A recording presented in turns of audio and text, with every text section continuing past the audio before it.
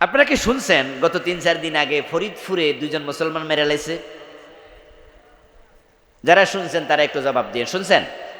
অনেকে মানে শুনছেন, না শুনলে এখন শুনলেন। মধুখালীতে দুজন মুসলমান সন্দেহ করছে হিন্দুদের মন্দিরে তারা নাকি মূর্তি ভাঙছে। আচ্ছা, ওরা মূর্তি ভাঙছে এটার কোনো প্রমাণ ওদের কাছে আদৌ আছে? সন্দেহ করছে। আচ্ছা, সন্দেহ কইরা কি মানুষ মেরালান যায়? এক নাম্বার প্রশ্ন। দ্বিতীয় প্রশ্ন হলো, যদি প্রমাণ থাকেও ওরা কি মেরা লাবে না আইনের হাতে তুলে দেবে? কথা বলেন না কেন ভাইয়েরা? যদি ওরা মূর্তি ভাঙ্গে প্রমাণও থাকে, ওদের কি পিটে মেরে ফেলবে নাকি পুলিশে দেবে? তারা কি পুলিশে দিছে না মেরে ফেলছে? আচ্ছা, কিভাবে মারছে আপনারা কি ভিডিও দেখছেন কেউ? আচ্ছা, দুই একজন হাত তোলেন তো যারা দেখছেন, দেখি কয়জনে দেখছেন। হ্যাঁ, 1 2 3 3-4 জনে দেখছেন, আমিও দেখেছি।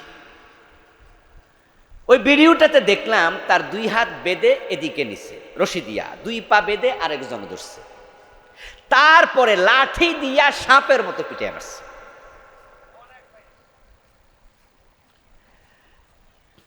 হিন্দুদের সাথে বাংলাদেশে আমাদের কোনো সংঘর্ষ নাই, সংঘাত নাই।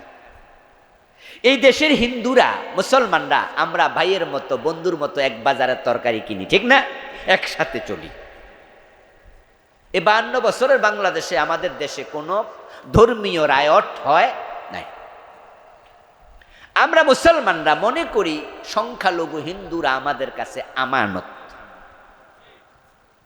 বরং হিন্দুদের দোকানে আমরা যখন খরচ করতে যাই তখন আমরা তাদেরকে হিন্দু মনে করি না, এই দেশের নাগরিক মনে করি, ঠিক কিনা? যদি কোনো হিন্দু গাড়ি অ্যাক্সিডেন্ট করে হাসপাতালে যায়, রক্ত লাগে, তাহলে আমরা মুসলমানরা রক্ত দিতে দ্বিধা করি না। কিন্তু তারা যা আমাদের 2 জন মুসলমানকে সাপের মতো পিটাইয়া মাইরা ফেললো, এ নিয়ে আপনারা ভিডিও দেখছেন 3 জনে। আচ্ছা, টেলিভিশনের খবরে কয়জন দেখছেন যে ভিডিওটা প্রচার পেয়েছে? একজনও দেখেনি। ওই ভিডিও খবরে যাবে না। আচ্ছা, খবরে ফলাও করে প্রচার করছে কোন টেলিভিশন? করেনি। কি বুঝেন? বুঝেন যে আপনারা এমন মাইরি খাওয়া জাতি, বসনিয়া সেসনিয়ায় না, বাংলাদেশও শুরু হয়েছে। বাংলাদেশও শুরু হয়েছে। আমরা 90% মুসলমান, আমাদের দেশে 2 জন মুসলমানকে এইভাবে তারা সাপের মতো পিটাইয়া মেরে ফেললো। আমাদের মুসলমান সাংবাদিকরাই কয় না, প্রচার করে না টেলিভিশন চ্যানেল।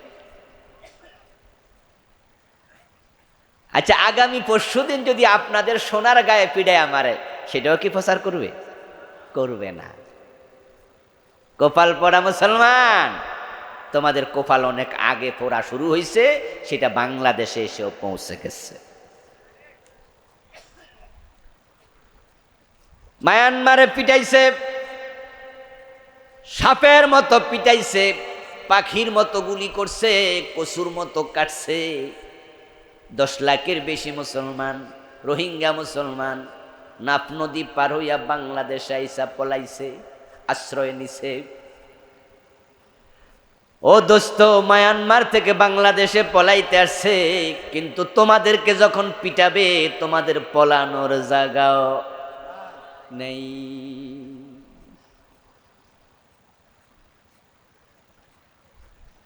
কোরআন ছেড়েছ, তলোয়ার ছেড়েছ, দুইটাই ছেড়েছ। জিহাদ সন্ত্রাস নয়, জঙ্গিবাদ নয়, জঙ্গিবাদের সাথে জিহাদের কোনো সম্পর্ক নাই, বরং জিহাদ একটা ইবাদতের নাম। বাংলা ভাইয়ের মতো মানুষ মেরে গাছে ঝুলানোর নাম জিহাদ নয়। শায়েখ আব্দুর রহমানের মতো 500 জায়গায় বোমাবাজির নাম জিহাদ নয়।